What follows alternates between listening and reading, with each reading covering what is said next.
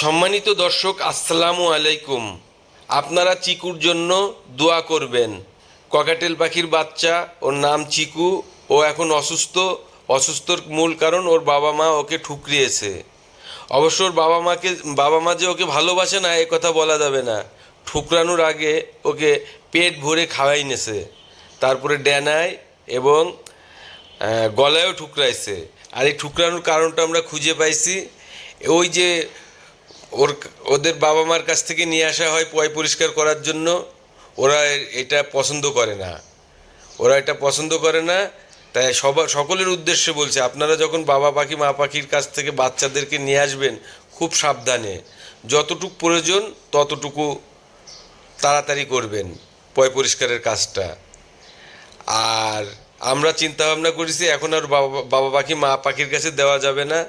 আল্লাহ যদি ওকে হায়াত রাখে, আমরা হাতে ওকে খাইয়ে বাঁচাই রাখার চেষ্টা করব। আপনারা অবশ্যই সকলে দোয়া করবেন।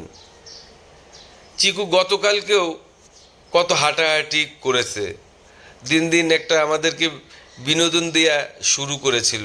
ওর ভিডিও বানিয়ে আপনাদের মাঝে ইতিমধ্যে ছেড়েছি, আপনারাও দেখেছেন, আপনারা দেখে থাকেন।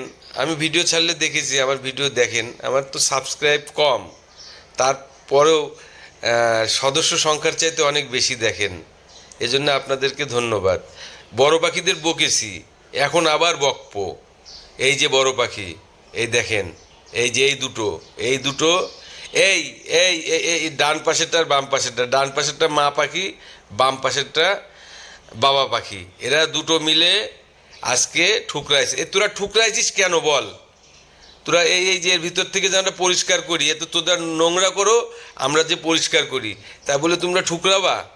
তোমাদের এইভাবে ঠুকরানো ঠিক হয়েছে? তোমাদের না বাচ্চা, তোমাদেরকেও তো আমরা লালন পালন করেছি, তা তোমাদের এটা একেবারেই ঠিক হয়নি। এরপরে যদি এ ধরনের কাজ করো তাহলে তোমাদেরকে মারবো। আর এবার বাচ্চাকে তা তোমাদের কাছে দেবো না। পরবর্তীতে ডিম বাচ্চা পারবা, সেগুলো তোমরা বড় করবা, আমরা আরও সতর্কভাবে রাখবো তোমাদের বাচ্চাকে। ভালো করে তোমরা থাকবা, আর এ ধরনের কাজ করবা না। আজকে মনে হচ্ছে তোমাদেরকে মারি, কিন্তু তোমাদের ভালোবাসি বলে মারছি না। খুব খারাপ কাজ করেছো, আগে দুটো বাচ্চাকে মেরে ফেলেছো। কেন? তোমরা নোংরা করো, পরিষ্কার করতে আসে, এটা কি আমার কোনো অপরাধ?